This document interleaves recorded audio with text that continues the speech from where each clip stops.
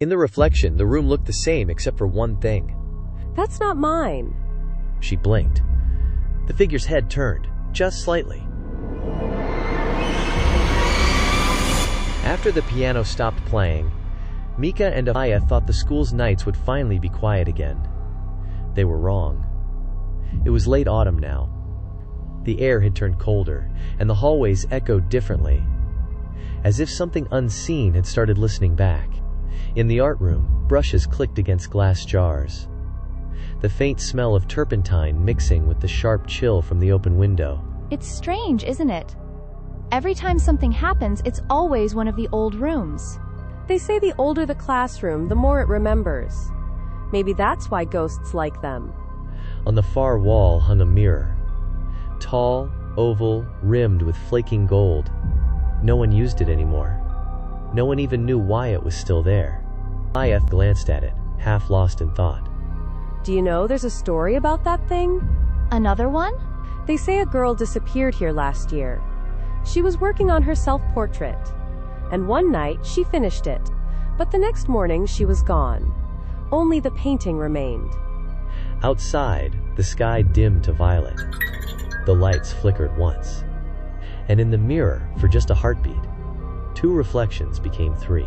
The next evening, the art room was empty again. Only the ticking of the clock and the scratching of a pencil broke the silence. Aya stayed behind to finish her painting. The others had left hours ago.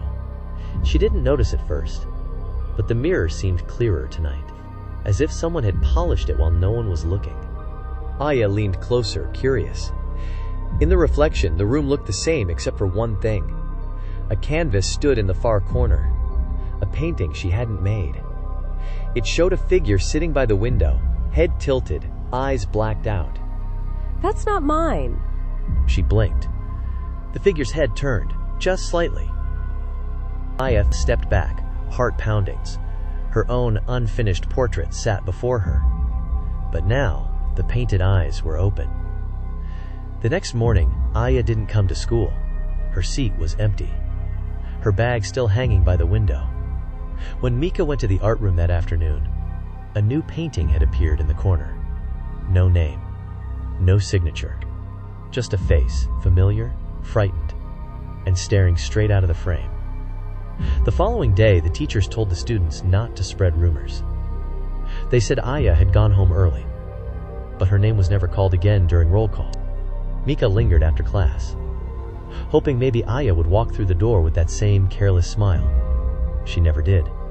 That mirror again? Don't stare at it too long. Why? It's just a mirror, isn't it? Not exactly. It wasn't part of the school at first. It came from an old shrine, one that was torn down decades ago. They said it once belonged to a temple that worshipped something called ungaikyo.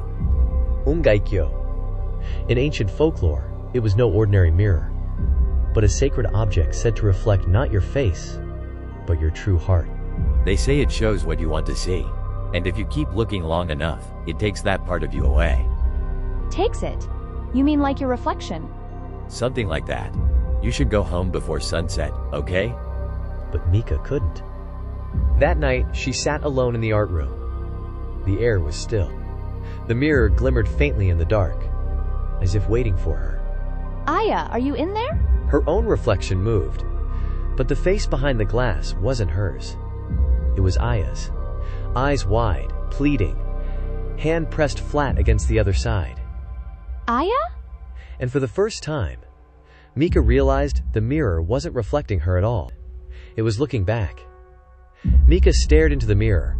The glass rippled like water, reflecting a classroom that was wrong. Every painting, every shadow seemed alive. Aya, I'll find you. Hang on.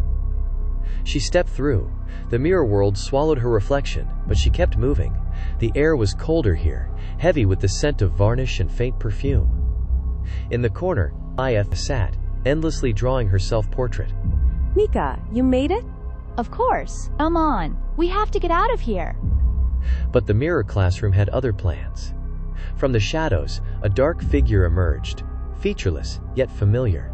It moved silently, gliding across the room, blocking their path. The teacher, the one they warned us about.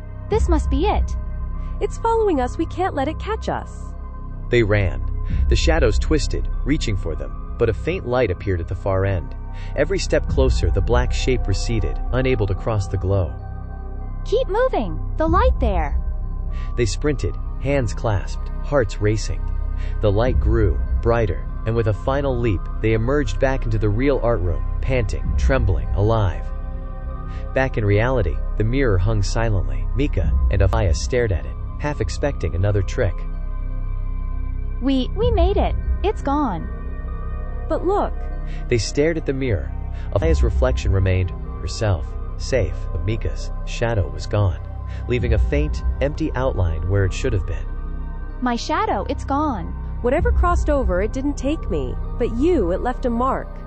A chill lingered, curling along the walls. The mirror stood still, silent, but its power had not fully released them. We have to be careful, this isn't over. And so the school resumed its quiet routine, hiding secrets in plain sight. But whispers remained, and some shadows never returned. If you thought the haunted mirror was terrifying, just wait for what comes next. Subscribe and follow Mika and Aya as they face shadows that mirror their very selves, before the school takes more than just their reflections.